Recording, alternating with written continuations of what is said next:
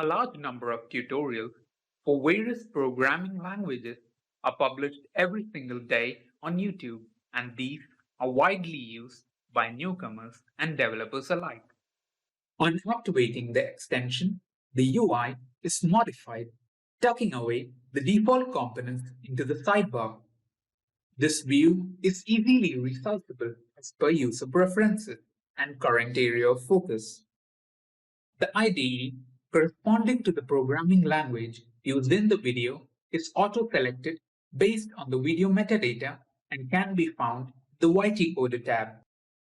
A button embedded within the player initiates the workflow to extract code from the video. Region selection helps prevent unnecessary computational costs while using Tesseract.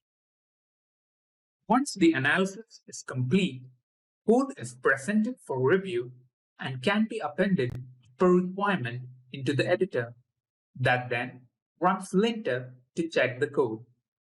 In this way, one can edit and compile code in multiple languages without any setup time and having to jump between applications. Code extraction helps reduce the time taken in retyping boilerplate code again and again. Once the user is done with the tutorial, the code can be downloaded onto his or her PC in the corresponding file format. Based on the options set, the code can be persisted while moving between tutorials as well.